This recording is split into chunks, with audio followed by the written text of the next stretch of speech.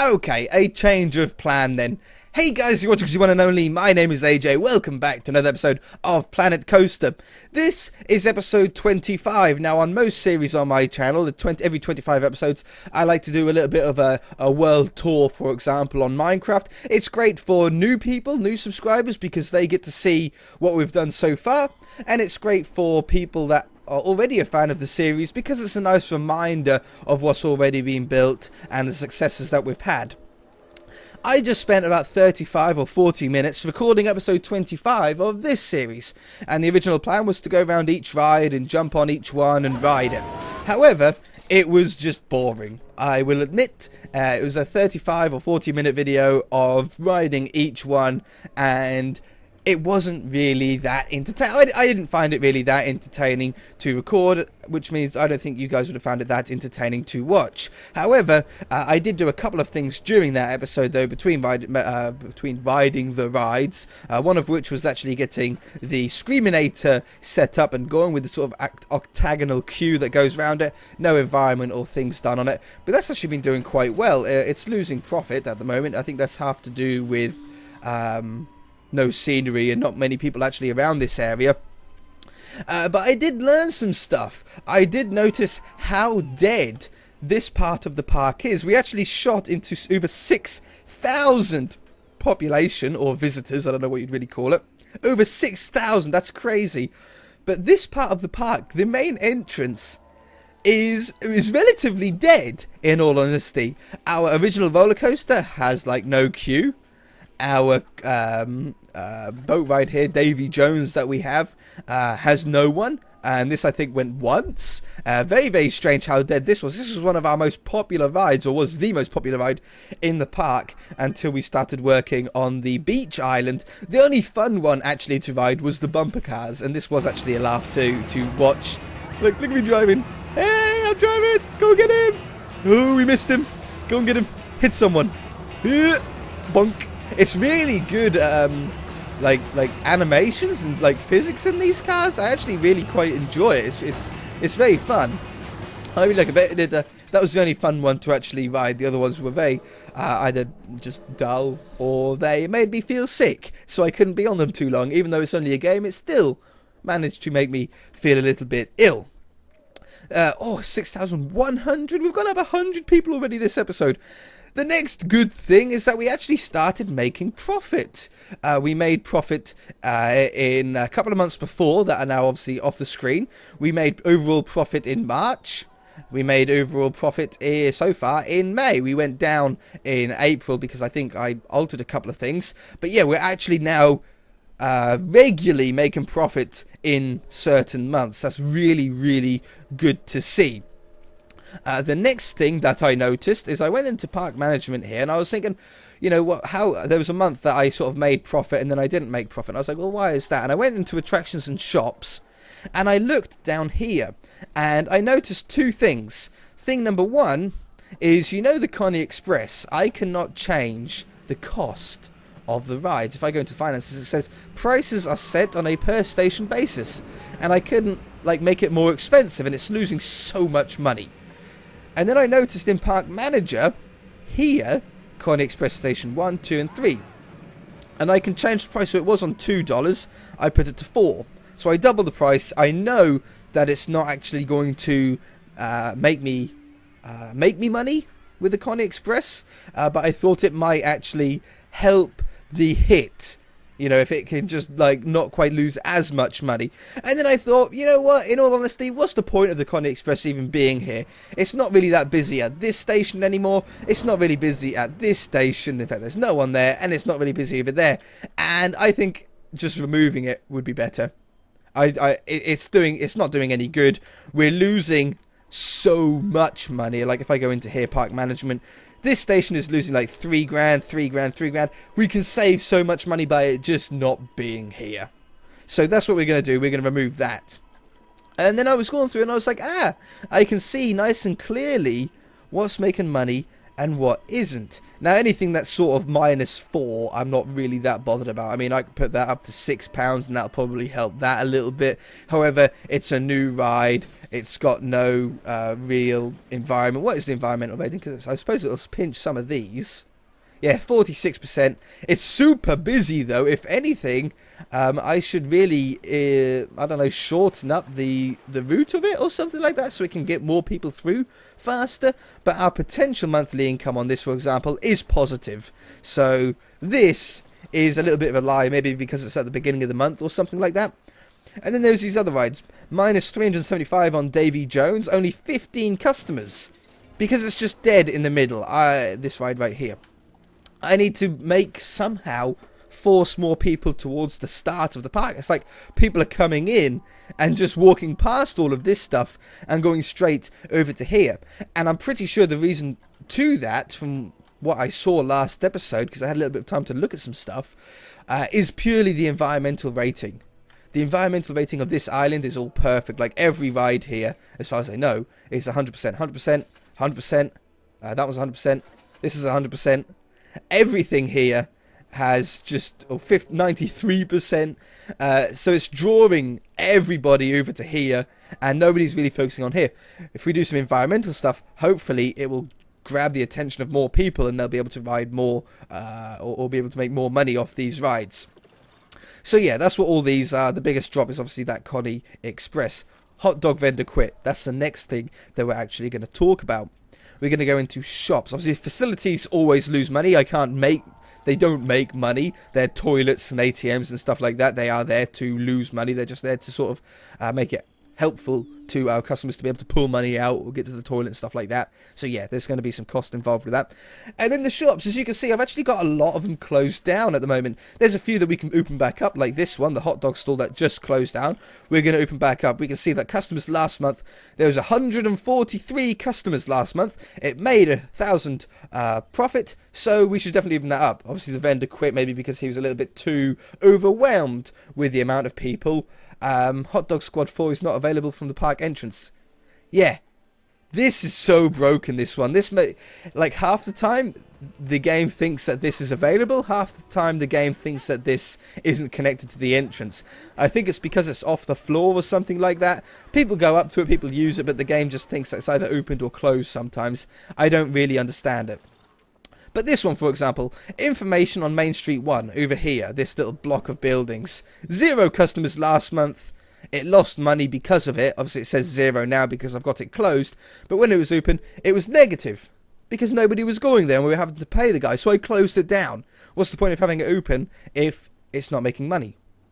Information 24 at the moment has lost $100, but I think we're sort of at the start of, we're only at the 4th of June at the moment. That number will climb as the month progresses. So I've kept that open. This is making money, so it's open. Again, on this main street here, there was 0 customers, so I ended up closing that. This one here, 0 customers. Close that. If there's nobody going to it, you might as well close it, mightn't you? There's no point in having something open when nobody's going to it. In fact, all of the Main Street buildings, I think, are closed. Nobody went to it. I think the highest one was, 3 people went to a coffee shop down here. But it's a dead part of the park. It was never meant to be a busy part of the park here. I hit that magical Windows key again, didn't I, and closed the game.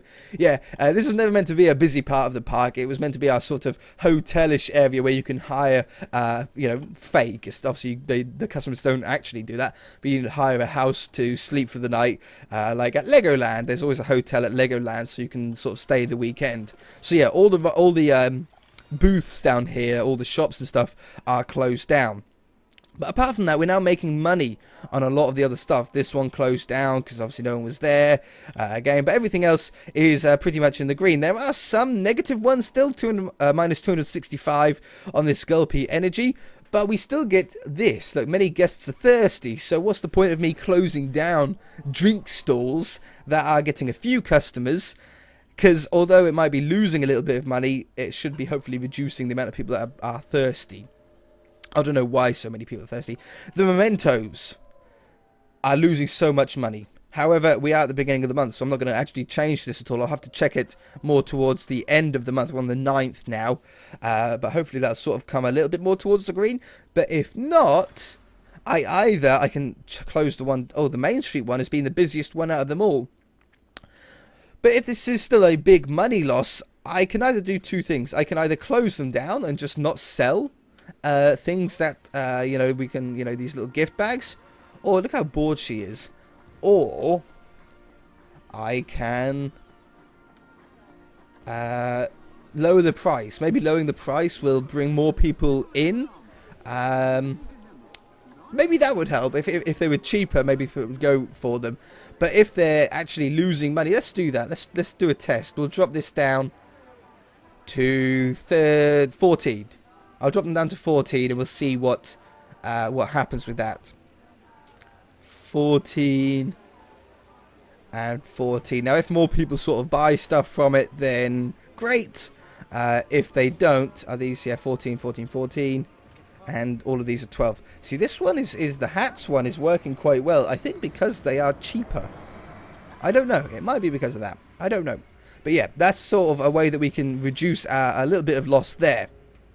Apart from that, everything's pretty good. There's some food shops that lose some money, but they're getting a decent amount of customers, so I don't really want to close them. Our overall overview here. Last episode, when I'd done that last recording that I've got rid of, nobody said that they were thirsty, or at least it wasn't on the board. It was quite funny. There was like 15% of people saying this place has great scenery, and then 12% of people saying that the place has no scenery, which is a little bit sort of conflicting. But it looks like the thirst people have come back again, which is really annoying because I have drink stalls everywhere. I have drink stalls in quiet areas, like, where is it? These two I put down, and not many people go to them at all. I mean, how many people were here? Oh, 102 now. This was dead last month. Oh, well, that's helping now. But I've got drink stalls down in dead areas. I've got loads of drink stalls down in busy areas, and yet people are still complaining that they're thirsty. I've even got drink stalls out the way in the middle of nowhere. Look, there's 2 here, and 31 people, it lost money, and 43 people, it lost money. I mean, I can't do anything more with the thirst than that, can I? There's just nothing that you could really improve upon that. However, a lot of the rides are now making a lot of money. The changes that we made a few episodes ago, putting the price up, altering how many cars were able to go around certain rides, altering the queues, and the, what are they called? What is it called in the game? The sequence of stuff has certainly improved a lot of the ride's efficiencies, a tremendous amount. So yeah, I'm very, very pleased about that. Very, very pleased about that. And we're still going up, 6,200 people. We are still marketing. We are still doing this one campaign. It's 5,000 a month. However, I think it's really giving us a boost to the amount of total guests in our park. I'm really torn between if it's beneficial to us or not. If we close it down, we'll save $5,000 a month. But is that $5,000 being covered by the amount of people that it's drawing into the park? I really don't know. Can we get any... So we're getting roughly a boost of 400 on the park rating. But I don't know what the park rating influences on customer base. I don't know. Marketing bonus 450. So if we didn't have it, our park rating would be about 3,600, but instead it's 4,100. So it is quite an improvement, I think, for having it. It's just a little bit of a... I don't understand it 100%. Let's make you a little bit happier. But look at this. All of our, or a lot of our staff now are sort of staying roughly in the green. There's a few people that are a little bit sad still. We'll just train you up. Make you a little bit happier. But yeah, we've balanced that out now. We had a lot of troubles with that throughout the series. That certainly helped out. So I'm super stoked. Everything's working sort of as intended, and I think hopefully between this episode and next episode, if I can, I shall try and put a lot of environmental work into this area, especially in this spot that I can't fit any more rides in now. You know, I can dress that with a load of greenery, work on this ride a little bit more, work around this area a little bit more, and hopefully sort of draw more people to those areas. And then we can start going back to putting down more rides, drawing in more people, boosting that park rating up even higher than what it is, and maybe putting down some more drink stalls. 11%. It's going down again. It's really fluctuating, very fluctuating-ish. The information stalls are one of the things that don't do that well either. It's actually made profit. But not many people are really in need of a priority pass because only half of our rides really have it. The ones that do have it do actually get used. This ride, they were getting used. This one up here does get, yeah, there is someone there. There's not too many people there, but they are getting used. So yeah, maybe to get more people to use the priority pass, how about, what would you guys think if we drop the price of it? Because they still have to pay to get onto the ride. It's not like they buy the priority pass and they get all the other rides free. The priority pass is a cost that they have to pay on top of going on the ride. So if we drop this down from 10 all the way down to 6, I'm going to drop it by 40%. Make it 40% cheaper. We'll still make money. Hopefully we'll still make money. But I'm hoping that this will actually draw more or attract more people to buy the priority pass. Therefore, using the priority pass is a lot quicker, getting the queue down faster, and earning $6 per person that buys it. So it could be very beneficial. Let's see if this one did actually... Ooh, there we go. Let's see if this one did actually price sync. That's Chief Beef. That's not the one I want. This one. See, that's still £10. Obviously, we can't price sync these. So we'll drop this one down. This one did actually overall lose profit. So maybe dropping the price could help. Because people are going to think it's too expensive. Because they say priority passes are for suckers. If I click on this. 7% of people think the priority passes are for suckers. And 2% say the priority pass isn't worth that much to me. However, with a 40% decrease... that should help out. Oh yeah, and I changed the name of one of these rides. This ride was called the Kraken, but obviously I already had a ride that I named the Kraken. And then I noticed there was a sign here that said Colossus, which is quite strange. So whoever made this ride had the idea of calling it Colossus, but then ended up calling it the Kraken, which makes no sense. I don't really know, unless I renamed it and forgot. I can't remember. So yeah, we're going to get rid of Con Express. It's time to say goodbye. It's a huge loss, and by just getting rid of it, I'm hoping that it's just going to really delete. Kapow. I'm hoping that it's just going to help. It's going to be so many thousands of dollars that we're going to save by just not having it. Get rid of you. Get rid of you. The second station was over here. Get rid of you. The bins can stay. That's not a problem. Get rid of you. And then the third one was over here. Yeah. So get rid of you. And get rid of you. And that's literally between $6,000 and $9,000 profit by it just not being here.